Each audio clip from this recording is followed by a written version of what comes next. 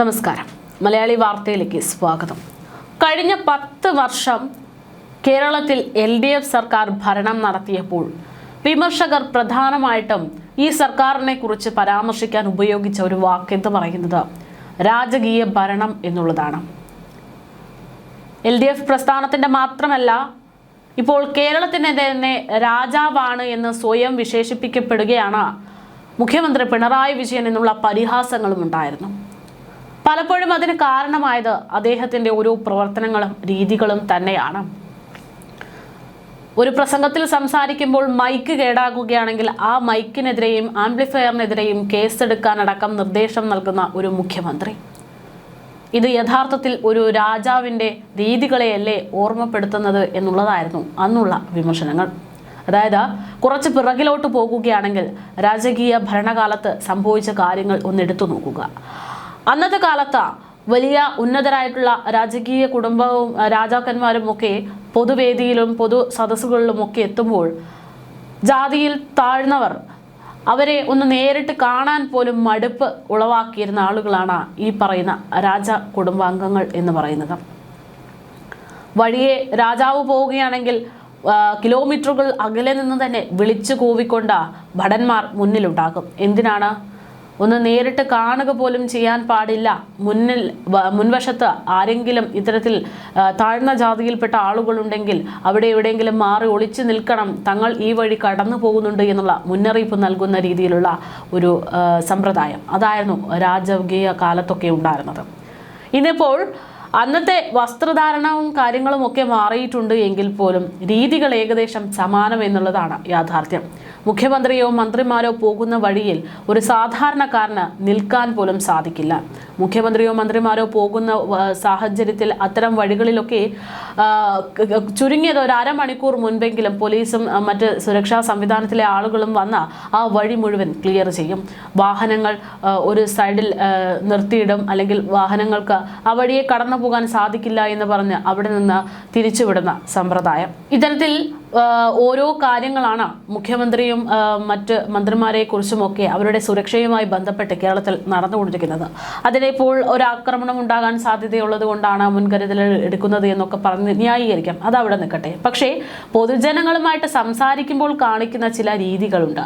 അതും ഈ പറയുന്ന സമാന രീതിയിലുള്ള രാജകീയ ഭരണകാലത്തെ സമ്പ്രദായങ്ങൾ പോലെയാണ് തോന്നുന്നത് എന്നുള്ളതാണ് യാഥാർത്ഥ്യം. അതിൻ്റെ ഏറ്റവും വലിയ തെളിവാണ് കഴിഞ്ഞ ദിവസം മുഖ്യമന്ത്രിയോട് ഒരു പൊതുവേദിയിൽ ഒരു ചോദ്യം ഉന്നയിക്കാൻ വേണ്ടി ഒരു പൗരൻ എന്ന നിലയിൽ ഒരാൾ എണീറ്റ് നിന്നപ്പോൾ അയാളോട് നീ ചോദ്യമൊക്കെ അങ്ങ് വീട്ടിൽ പോയി ചോദിച്ചാൽ മതി എന്ന് പറയുന്ന മുഖ്യമന്ത്രിയുടെ ഒരു മറുപടി എന്നതിനേക്കാൾ ഉപരി മുഖ്യമന്ത്രിയുടെ ധാർഷ്ട്യത്തിന് ഒരു കുറവും സംഭവിച്ചിട്ടില്ല എന്നുള്ളതാണ് ഈ ഒരു സംഭവത്തിലൂടെ വ്യക്തമായിക്കൊണ്ടിരിക്കുന്നത്.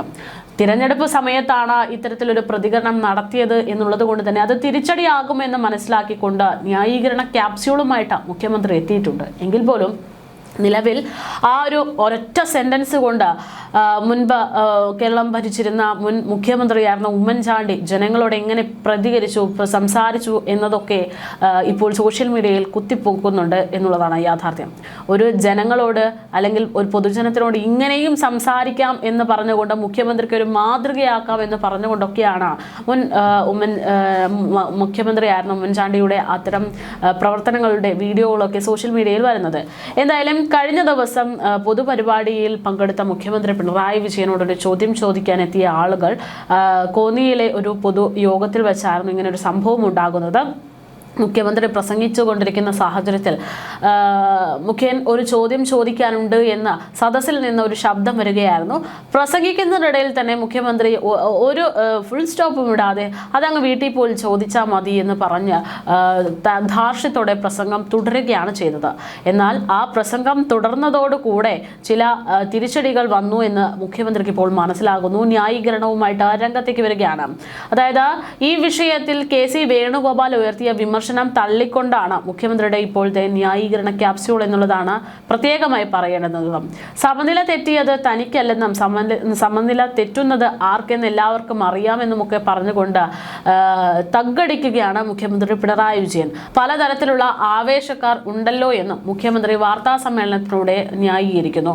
ചോദ്യം ചെയ്യേണ്ട വേദിയല്ല പൊതുയോഗം എന്നുള്ളതാണ് മുഖ്യമന്ത്രിക്ക് ഈ വിഷയത്തിലുള്ള ആക്ഷേപങ്ങൾക്കുള്ള മറുപടി എന്നുള്ളതാണ് യാഥാർത്ഥ്യം. വാർത്താ സമ്മേളന വേദിയല്ലല്ലോ അവിടെ, അതുകൊണ്ട് അവിടെ ചോദ്യം ചോദിക്കരുത് എന്ന് മുഖ്യമന്ത്രി തിട്ടൂരം കുത്തിയിരിക്കുന്നു. പൊതുയോഗത്തിന്റെ രീതികളുണ്ടെന്നും പിണറായിയുടെ പരിപാടിയിൽ മര്യാദ പാലിക്കേണ്ട എന്നുണ്ടോ എന്നുമാണ് മുഖ്യമന്ത്രി ഇതിന് മറു ചോദ്യമായിട്ട് പറയുന്നത്. ചോദ്യം ചോദിച്ച ആൾക്ക് ഇപ്പോൾ കാര്യം ബോധ്യപ്പെട്ടല്ലോ എന്നുള്ളതാണ് വീട്ടിൽ പോയി ചോദിക്കുക എന്നുള്ള പരാമർശത്തിനുള്ള മുഖ്യമന്ത്രിയുടെ പുതിയ ക്യാപ്സ്യൂൾ എന്നുള്ളതാണ്. നേരത്തെ തെരഞ്ഞെടുപ്പ് പൊതുയോഗത്തിൽ പ്രസംഗിക്കുന്നതിനിടെ താൻ മുഖ്യമന്ത്രിയോട് ചോദ്യം ചോദിച്ചത് തെറ്റായി പോയെന്ന് കോന്നി സ്വദേശിയും CPM പ്രവർത്തകനുമായ ദാസ് മാധ്യമങ്ങളോട് പ്രതികരിച്ചതും ശ്രദ്ധേയമാണ്. തന്റെ ചോദ്യം മുഖ്യമന്ത്രിയുടെ പ്രസംഗം തടസ്സപ്പെടാൻ കാരണമായി എന്നും ആ അവസരത്തിൽ താൻ ചോദിക്കാൻ പാടില്ലായിരുന്നു എന്നൊക്കെയാണ് അദ്ദേഹം പറയുന്നത്. അപ്പോഴത്തെ ആവേശത്തിൽ ചോദിച്ചു പോയതാണെന്നും ദാസ് മാധ്യമങ്ങളോട് പറയുമ്പോൾ ഇനി ആരെങ്കിലും ഭയപ്പെടുത്തിയോ എന്നുള്ള സംശയം അവിടെ നിൽക്കുന്നുണ്ട്. എന്തായാലും താൻ ഉദ്ദേശിച്ചത് 20,000 കോടി രൂപയുടെ വികസനം ചെയ്ത് കഴിഞ്ഞിരിക്കുകയാണ്. മുഖ്യമന്ത്രി സംസാരിച്ചത് ഇതിനെക്കുറിച്ചായിരുന്നു. മുന്നോട്ടുള്ള വികസനം ചെയ്യാൻ ഫണ്ട് കേന്ദ്രത്തിലെ BJP സർക്കാർ തടസ്സപ്പെടുത്തി വെച്ചിരിക്കുന്ന സാഹചര്യത്തിൽ എങ്ങനെ മുന്നോട്ടുള്ള ഫണ്ട് കണ്ടെത്തും എന്നുള്ള കാര്യങ്ങളെക്കുറിച്ചുള്ള ചോദ്യമാണ് എന്നുള്ളതാണ് അദ്ദേഹം വ്യക്തമാക്കുന്നത്. ഇത് മുഖ്യമന്ത്രിയുടെ പ്രസംഗം തടസ്സപ്പെടാൻ കാരണമായി എന്നതിൽ സങ്കടമുണ്ടെന്നും താൻ ആ അവസരത്തിൽ ആ ചോദ്യം ചോദിക്കേണ്ടതില്ലായിരുന്നു എന്നുമൊക്കെയാണ് അദ്ദേഹം വ്യക്തമാക്കുന്നത്. എന്തായാലും പ്രസംഗം തടസ്സപ്പെടുത്തി എന്നത് താനാണ് എന്നൊക്കെ പറഞ്ഞുകൊണ്ട് ദാസ് രംഗത്തേക്ക് വരുമ്പോൾ ഇവിടെ യഥാർത്ഥത്തിൽ പറയുന്നത് നമ്മൾ ഈ രാജാക്കന്മാരെയൊക്കെ ഭയന്നുകൊണ്ട് എന്തെങ്കിലുമൊക്കെ ഉണ്ടെങ്കിലും തെറ്റ് അവരുടെ ഭാഗത്താണെങ്കിലും ക്ഷമ നമ്മൾ ചോദിക്കേണ്ട അവസ്ഥയിലേക്ക് എത്തുന്ന രീതികൾ തന്നെയാണ് വ്യക്തമാക്കിക്കൊണ്ടിരിക്കുന്നത്. എന്തായാലും ഇതൊക്കെ തദ്ദേശ തിരഞ്ഞെടുപ്പിൽ ജനങ്ങൾ മറുപടിയായിട്ട് നൽകിയതാണ്. ഇതൊക്കെ വിലയിരുത്തിക്കൊണ്ടാണ് തദ്ദേശ തിരഞ്ഞെടുപ്പിൽ LDFന് വലിയ തിരിച്ചടിയായിട്ട് മാറുന്നതും വോട്ട് ശതമാനം കൂടിയെന്ന് LDF അവകാശപ്പെടുമ്പോഴും പല സിറ്റിംഗ് സീറ്റുകളടക്കം നഷ്ടപ്പെട്ടതും തദ്ദേശ തിരഞ്ഞെടുപ്പിലൂടെ നമ്മൾ കണ്ടതാണ്.